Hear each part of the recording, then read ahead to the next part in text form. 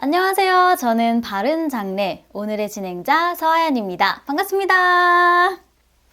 오늘도 바른장래 정보 전달을 위해서 김태우 대표님 그리고 이 PD님 함께합니다. 네, 안녕하세요. 안녕하세요. 아, 톤을 너무 높게 시작해가지고 우리도 인사 되게 높게 했네요. 아니 PD님 네. 진행 안 하시고 거기 앉아 계시면 어떡해요? 제가 사실 얼마 전에 대표님이 인정을 하셨어요. 거의 준 전문가다. 확실합니까? 사실 뭐 그런 것들보다 저희가 바른장래가 앞으로 조금 더 좋은 정보들을 조금 더 이렇게 듣기 좋으시게 이렇게 전달해드리기 위해서 진행 전문가를 두는 게 낫겠다 싶어서 하얀님 모셨는데 저도 좀 말하는 거 좋아해서 같이 거들 계획이 있습니다. 네, 저도 정말 아무것도 모르고 지금 함께 하게 된 거라서 우리 시청자분들과 함께 배워가면서 열심히 해보도록 하겠습니다. 네. 네. 그럼 오늘의 주제를 먼저 다뤄볼 텐데요. 내 땅에 있는 연고가 없는 묘가 있을 수 있잖아요.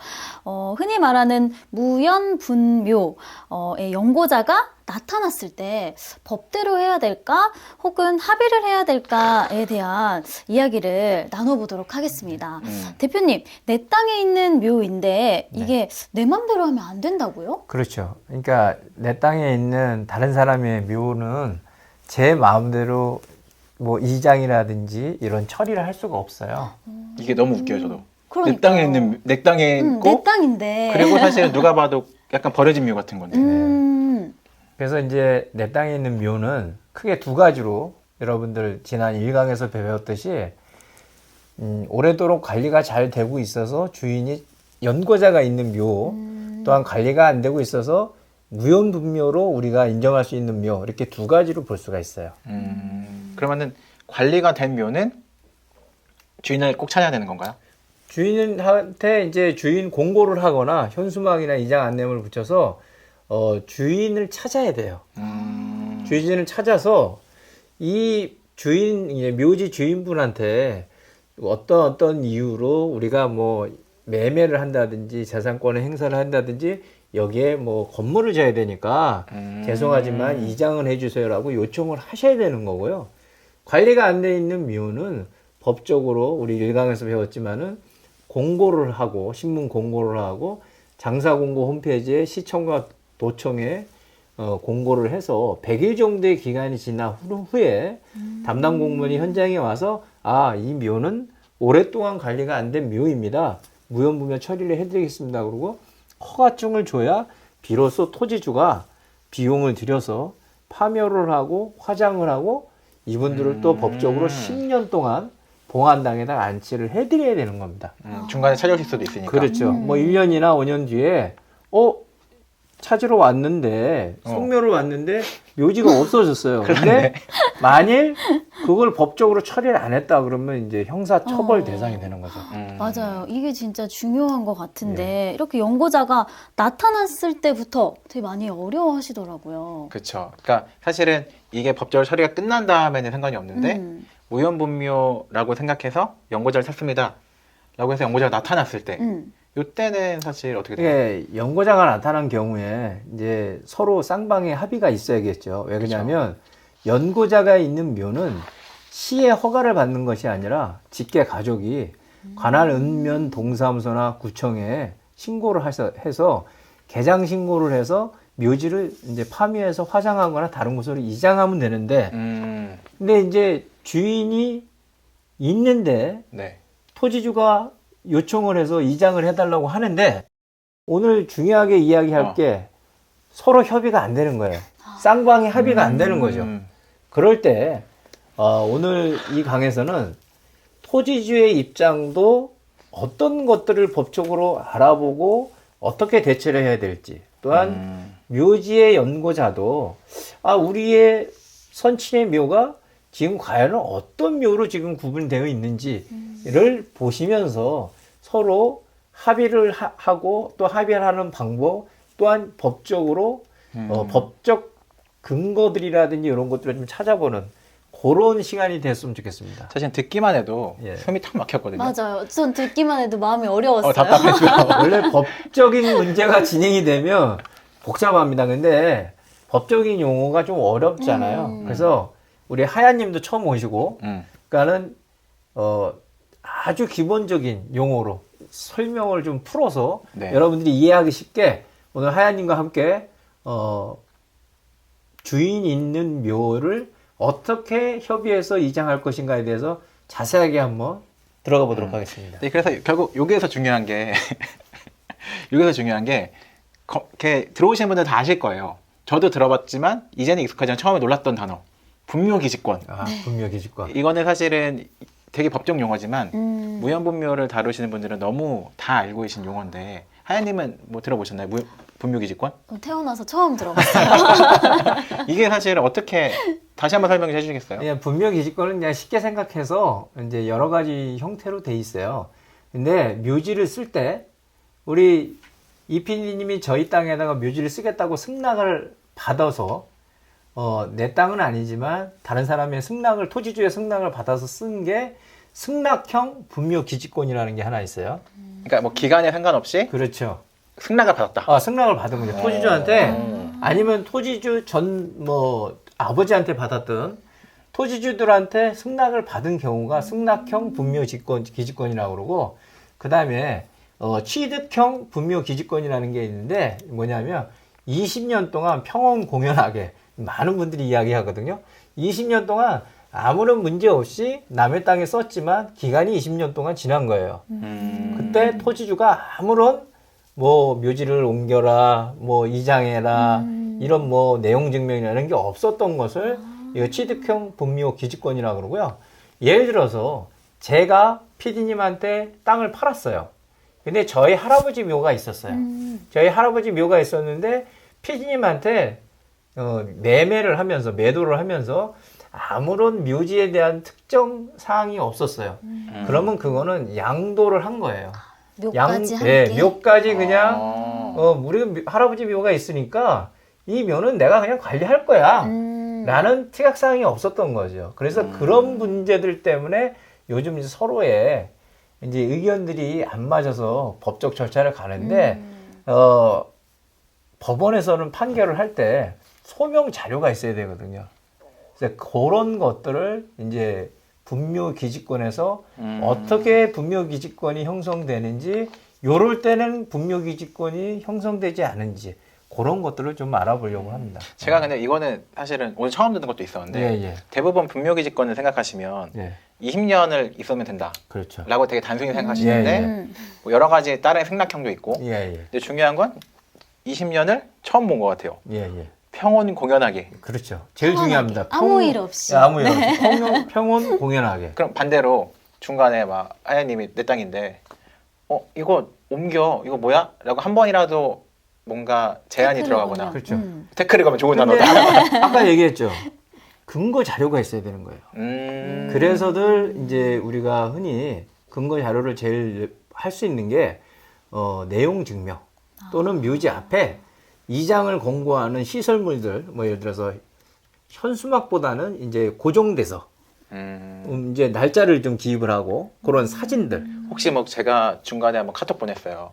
이거 요즘은 카톡으로 해서도 부동산 매매도 그렇고 많이 근거 자료를 쓰고 있어요. 카톡도 돼요 이게? 요즘은 문자나 카톡도 효력이. 법적 효력이 있어요. 근거 자료를 놔두면. 근데 옛날에는 이제 그러지 않았을 거 아니에요. 않았으니까. 그래서 근거 자료들을 모아놨으면 그게 법원에서는 평온 공연하게라는 게 안 맞는다는 거예요. 그런데 이런 분묘기지권이 소멸되는 경우도 있다고 들었어요. 진짜? 그거 저번 수업 때 못 들었던 건데? 진짜인가요? 되게 중요한 질문이신데요. 분묘기지권이 이제 성립이 된 묘가 20년이 지나서 뭐 세 가지 유형처럼 분묘기지권이 형성이 됐는데 예를 들어서 이런 거죠. 만약에 승낙형일 경우에 20년 전에 이제 쓴 때는 승낙을 했는데 만약에 할아버지가 안치되어 있는데 할머니가 돌아가셔가지고 추가로 합장하는 경우 그럼 그 시점부터 20년이 됐느냐 안 됐느냐를 보는 거죠. 최종부터? 마지막 분 안치하고 만약에 이제 한 분이 모셔지는 단분장 같으면은 그냥 그분으로 끝나지만 부부 합장을 할 수 있는 합장묘, 나중에 뭐 합봉이라고 추가가 그렇죠. 되면. 추가되는 시점이 예를 들어서 20년이 됐느냐 안 되느냐 이걸 또 보는 거죠. 할아버지가 서운하시겠어요. 서운하셔도 이게 어. 장사법이라는 게 있어서 그 이전이냐 이후냐 요거에 따라서 좀 틀려지는 거예요. 근데 그게 만약에 할머니가 10년 전인 거를 예. 어떻게 확인할 수 있어요?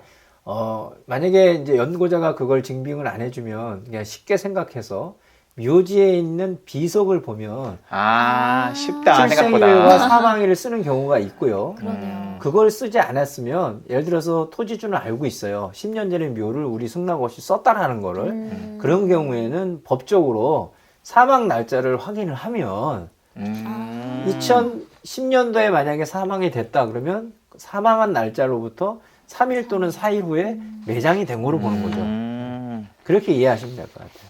그거 말고도 또 소외되는 경우가 있나요? 뭐 가묘인 경우가 있고요. 가묘. 그 다음에 네. 이제 평장이라 그래가지고 봉분이 없는 묘를 말할 때 그런 경우가 좀 있습니다. 그 가묘라는 게 예. 임시로 설치한. 그렇죠. 이제 미리 네. 이제 우리 선친이 돌아가시면 요 묘를 쓰겠노라고 하고 가짜의 묘라 그러죠. 일부러 그쵸. 이제 미리 설치한 묘인데 그 안에 고인이 안 계신 거예요. 그런 경우에는 분명 기지권이 형성이 안 되는 거죠. 성립 자체가 안 된다고 보시면 되는 거죠. 예, 예. 그럼 어떻게 그게 가짜인지 진짜인지 이거 진짜 어렵다. 네, 확인할 수 궁금하다. 있을까요? 근데 예를 들어서 뭐 법적 공방이 간다면 개장을 해봐야죠. 뭐 법적으로. 이거는 그래서 이 분묘기지권이 사실 저희가 저번에 분묘기지권 영상 올렸을 때도 댓글로 굉장히 사실은 감정적인 글이 올라온 게 파보지 않으면 모르는데 한쪽은 파자, 한쪽은 뭐 이렇게 될 수도 있으니까. 그러니까 이제 이거를 쉽게 생각하세요. 여기 고인이 있느냐 없느냐 이걸 생각하지 마시고 이게 여기에 고인을 모셨냐 모시지 않은 미리 설치한 묘냐 미리 설치한 묘에 대해서는 분묘기지권을 안 주겠다라는 거죠. 예, 고인이 안치한 시점을 보겠다라는 거예요. 그래서 20년이 지났냐 공견하게 아니면 1년이 지났더라도 승낙을 한 경우에는 분묘기지권이 형성이 된다 그랬잖아요. 네. 그러니까 그 안치된 시점 마지막 분 들어가고 그 시점을 우리가 기준으로 잡는다고 보시면 돼요. 와, 이 일에 굉장히 법적으로 맞아요. 많이 얽혀 있네요. 진짜. 와. 네. 혹시 이거 말고도 우리가 법적으로 좀 생각해야 될 것들이 있을까요? 이제 그 묘지가 불법 묘지이냐 아니냐라는 그 기준 자체의 잣대가 좀 있을 수 있을 것 같아요. 예를 들어서 상수도 보호구역에 있는 상수원 보호구역 내에 있는 묘지는 약 300m 내에 있는 묘지는 불법 묘지로 보는 거예요. 그 분묘 기지권이 형성하고 전혀 상관이 없어요.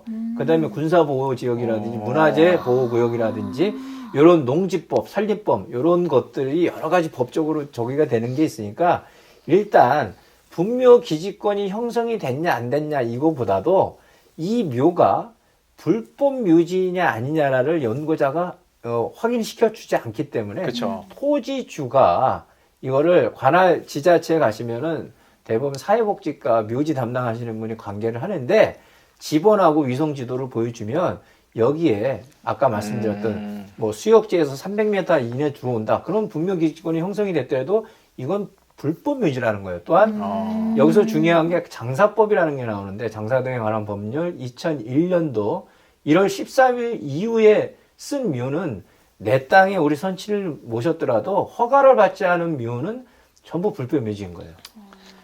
저희가 듣는 순간 떠오른 게 있어요. 어떤 건가요? 이거 전문가를 찾는 게 낫겠다. 왜냐면 지금 말씀하신 것만 들어도 사실은 맞아요. 묘지주도 여기가 수자보호구역인지 모를 수 있고 그리고 아까 얘기하는 그 저는 처음에 20년이면은 분묘기지가 생기는 줄 알았는데 그거 이외에도 많은 방법들이 있고 양도를 받았을 때 또 요 주변 지역 뭐 공무원 찾아가는 거를 할 때 사실은 뭐 대표님도 이런 거를 좀 이렇게 연락이 많이 오시는 거죠? 전화가 많이 오는데 대부분 이제 토지주한테 연락들이 많이 오세요. 뭐 한 80%는 문의가 내 땅에 이런 조건의 묘가 있는데 어떻게 처리를 해야 되냐 또는 내 묘인데 갑자기 주인이 나가라 그런다. 뭐 이런 조건들이 많이 있어요. 네. 그런데 이전에 댓글을 보니까 대법원에서 지료 청구권이 인정되었다. 그러니까 합의를 할 필요가 없다라는 댓글도 본 적이 맞아요. 있었어요. 저희 채널 댓글에 이게 좀 있었어요. 네. 예, 작년 2021년 4월에 판결된 사례예요. 판례예요. 1년도 안 된 거네요? 예, 판례인데 이건 뭐냐면 예전에 이제 묘지를 이장하라고 하는데 연구자들이 이장을 안 한 경우에 예전에는 토지주가 공탁을 걸었어요. 그러니까 이장비 내가 얼마나 줄 테니 판결을 내려주시고 그 기간 내에 공탁금을 받아가세요. 그리고 이장을 하세요. 라고 해서 대부분 1년 6개월에서 한 2년 정도를 소요되면 묘지 주인도 머리가 아프니까 그냥 그 공탁금을 받아가지고 가는 경우가 있었는데 작년에 분묘 기지권이 형성이 돼서 묘지를 이장을 하지도 않아도 되는데 그러면 묘지 주인은 토지 주인한테 사용권을 내줘라 라는 판결이 떨어진 거예요. 서로가 너무 합의가 안 되다 보니까. 그런데 이거는 지료를 청구한다라는 청구권은 토지주가 묘지 주인한테 해야 되는데 이러한 법적 다툼이 있어서 판결이 나와야 되는 거예요. 아, 그냥 재판에 가야만? 예, 그렇죠. 뭐 결과가 나와서 판결이 나와야 되는 거예요. 그래서 이제 제가 예를 들어서 우리 PD님 할아버지를 제 땅에 30년을 모셨어요. 네. 근데 내가 지료를 청구한다고 PD님 30년 동안 할아버지 모셨으니까 한 달에 100만 원씩 해가지고 30년치를 주세요. 이렇게 할 수가 없다라는 거예요. 개인적으로 할 수 없다. 그렇죠. 그리고 지금 금액이 정해져 있는 기준이 없다 보니까 너무 과하게 내가 PD님 30년치 100만 원씩 주세요. 이렇게 할 수 없는 기간도 마찬가지지만 금액도 마찬가지이기 때문에 법적으로 이거를 민원을 그러니까는 소송을 가서 판결을 받아야 그 청구한 날로부터 판결문을 받고 청구한 날로부터 저희들이 지료를 청구할 수 있다는 거죠. 소급되지도 않는다. 소급되지도 않죠. 그러면 이제 여기서 중요한 게 묘지 주인과 토지주가 토지주는 사용료를 받기 위한 법적 다툼이 아니잖아요. 묘지를 이장을 하게끔 권고를 하고 협의를 하게끔 하는 거지 않습니까? 그러면 법적으로 아까 제가 그랬죠. 공탁을 건든 소송과 가지고 가면 거의 1년 6개월에서 2년이 걸려요. 그리고 또 그 지료를 청구를 또 해요. 그런 기간이 몇 년이 가다 보면 이 토지주 입장에서는 재산권 행사를 한다는 뭐 건물을 진다든지 아니면 매매를 한다든지 이런 조건들이 안 된다는 얘기예요. 그래서 제가 여러분들께 보시는 분들한테 마지막 결론을 좀 내린다면 네. 주인이 있는 묘 같은 경우에 토지주가 권면을 해서 이장을 요청을 하는데 합의가 잘 되는 경우는 어쩔 수 없지만 합의가 잘 되지 않는 경우에는 지혜롭게 판단을 하시되 법적인 것도 잘 알아보셔야 되지만 저는 조금 토지주분들한테 이런 기간이라든지 비용이라든지 너무 많은 노력들보다는 이 묘지 연구자의 마음을 잘 설득하셔가지고 이 쌍방이 잘 합의를 하셔서 이 법정 절차까지 가지 않고 서로 원만하게 합의를 하는 방법적으로 저는 추천을 드리는 거죠. 네.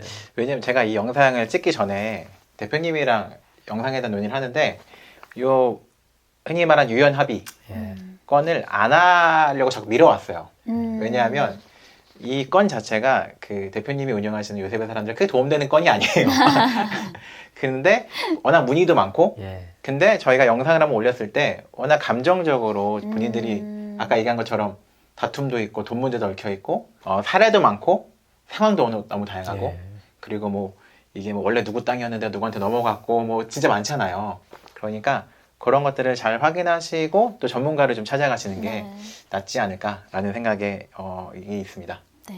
네, 오늘 저희가 나눈 이야기는 저희 바른장래의 의견 정도라는 것 이해해 주시면 좋겠고요. 오늘 바른 정보 전달해 주시기 위해서 우리 김태우 대표님 그리고 이 PD님 함께 해주셔서 감사합니다. 고맙습니다. 감사합니다.